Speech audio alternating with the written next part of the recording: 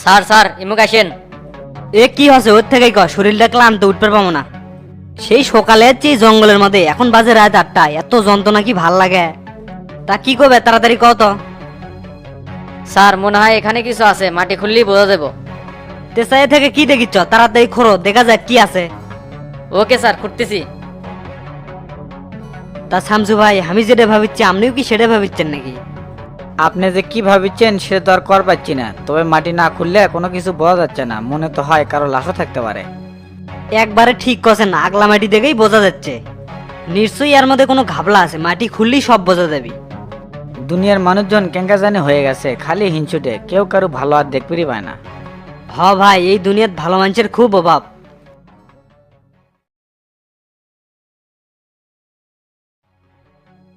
Sir মাটি খুঁড়ে দেখলাম তো লাশ, দেখে মনে হচ্ছে অতি মজনু। তাই নাকি? তুমি এলে কি করছো? তাই তো চারপাশে ইনকে পচা গন্ধ পাচ্ছি। তা ফজলে তুমি একটা কাম করো, যাই লাশটা তোলো। আচ্ছা স্যার, উঠাচ্ছি। তা শামসু ভাই, আপনার কি মনে হয় এর পেছনে কার হাত থাকতে পারে? ওসি সাহেব, এই ঘটনার পেছনে অবশ্যই বড় কেউ আছে, না হলে মজনুর মতন একটা চ্যাংরা এত বড় সাহস পেত না। 7 দিন হলে চ্যাংরাটা নিখোঁজ, আজকে তার লাশ মিলল, এত বড় ঘটনা ঘটবে আমরা তো স্বপ্নেও চিন্তা করিনি।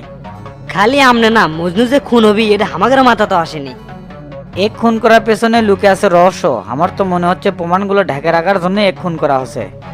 কোন শালা মজনুক মারলো? ওসি সাহেব, মাথা কিন্তু আমার গরম হয়ে যাচ্ছে। চিন্তা করেন না ভাই, আসল অপরাধী আমরা অবশ্যই খুঁজে বের করবো। তা আপনার ওই দুই চেংরা কো, টেরা আর বান্টি, ওদের তো দেখিচ্ছি না। আমার তো মনে হচ্ছে ওরা বাড়ি বিলে চলে গেছে, ফোন করে আসবে কই আমাকে লিয়ে যাক। না না, ওদের আসার দরকার নাই, আমি আপনাকে বাড়ির থেকে আসবনি।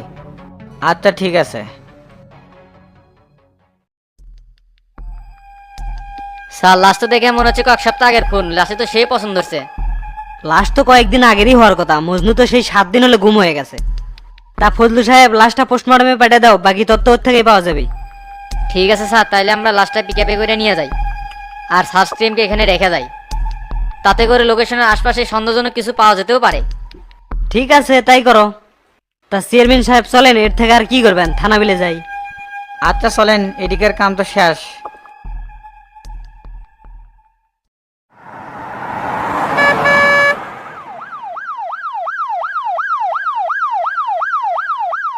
আচ্ছা ভাই, মজনু আপনার বাড়িতে কতদিন হলে কাজ করিচ্ছে? তাও তো আপনার 7-8 বছর হবে। সিঙ্গারাটা আপনি তো খুব ভালো ছিল, যা করছিলাম তাই শুনতেছিল। আমি যখন ঢাকাতে থাকতাম আমার গ্রামের বাড়ি তো উই আর ওর বই তো দেখাশোনা করতো। ও আচ্ছা, এমন কি কোনো ঘটনা ঘটছিল যার কারণে মজনু আপনার উপর ক্ষিপ্ত আছিল? এই যেমন ধরেন একসাথে চলাফেরা করার সময় কোনো কথা কাটাকাটি হচ্ছে। কি যে কর না ভাই, ওর সংসারের সমস্ত কিছু আমি দেখতাম, বিপদ আপদে টাকা পয়সা দিতাম, বলতে পারেন সব ধরনের সুযোগ সুবিধা উই আমার কাছ থেকে পেতো। আর উই যে আমার সাথে ইনকে করবি এটা আমি কল্পনাতেও ভাবিনি, ওর সাথে তো আমার সম্পর্ক ভালো ছিল। তাহলে কি কারণে আপনাকে মারবে ছিল, সেটাই তো খটকা লাগিচ্ছে। আমার মাথায় কিচ্ছু ঢুকিচ্ছে না, আমি তো এলে হিসেবেই মিলে আর পাচ্ছি না। ওসি সাহেব, এই হিসেব তো আমিও মিলিয়ে পাচ্ছি না। সেই দিন যদি টেরা না থাকতো তাহলে হয়তো বা আজ আপনি আমাকে এটি দেখতে পেলেন নাহিনি। আর এই বিষটা খুব দামি আর ভয়ানক ছিল, এটা সাধারণত খুব দামি ধরনের সাইনোসাইটিস বিষ। খোলা বাজারে এটা পাওয়া যায় না, সাধারণত ল্যাবে এটা পাওয়া যায়। তাহলে তো নিশ্চয়ই এই বিষ মজনু কেউ না কেউ দেশে। আচ্ছা, আপনার কি কারোর উপর সন্দেহ হয় যে এর পেছনে কার হাত থাকতে পারে?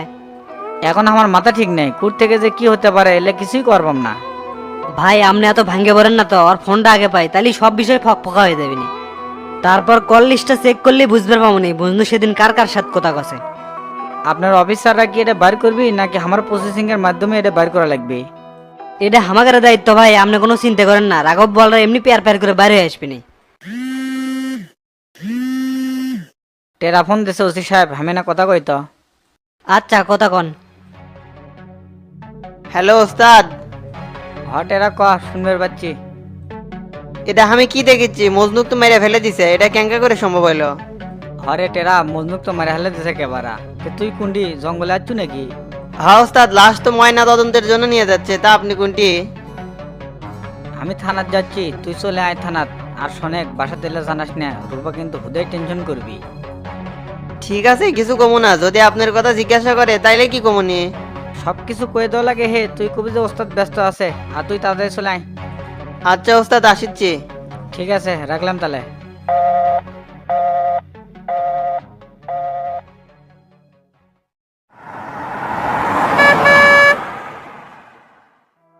এই যুগের মানুষ খুব পাষাণ হয়ে গেছে চেয়ারম্যান সাহেব। এই যুগে মানুষ মারা দেখিচ্ছে ডাল ভাতের মতো, যাই যাক পারিচ্ছে তাকে খুন করিচ্ছে। শেষ জামানা বলে কথা, আল্লাহ বাঁচে রাখলে আরো মেলা কিছু দেখতে পাবেন।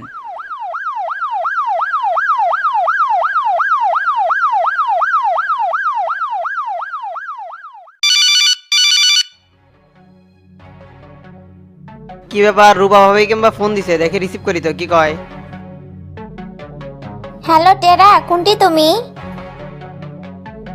ভাবি আমি তো একটু বাইরে, তা কি হয়েছে কোন তো। কি হচ্ছে মানে এত রাত পর্যন্ত তোমরা বাইরে কি করো? আর তোমার ওস্তাদ কোনটি, কি সমস্যা তার, ফোন ধরে না কিসব? ভাবি ওস্তাদ মনে হয় মিটিং এ ব্যস্ত আছে, ফোন মনে হয় সাইলেন্ট করে দিছে। মিটিংটা শেষ হোক, ওস্তাদের সাথে আপনাকে কথা কয়ে দিচ্ছি।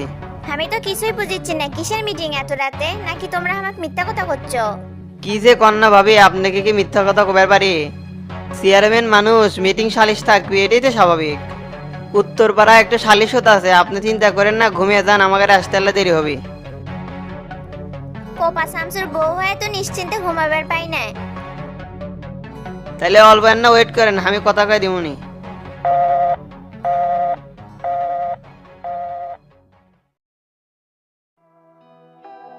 কে রে মা, কি হচ্ছে, কার সাথে কথা কোস? টেরার সাথে কথা করছি, তোমার জামাই তো ফোনই ধরে না। ফোন ধরে না তো কি হচ্ছে, টেরা তো সাথেই আছে, চিন্তা কিসের? জামাই মনে হয় কোনো কামে ব্যস্ত আছে।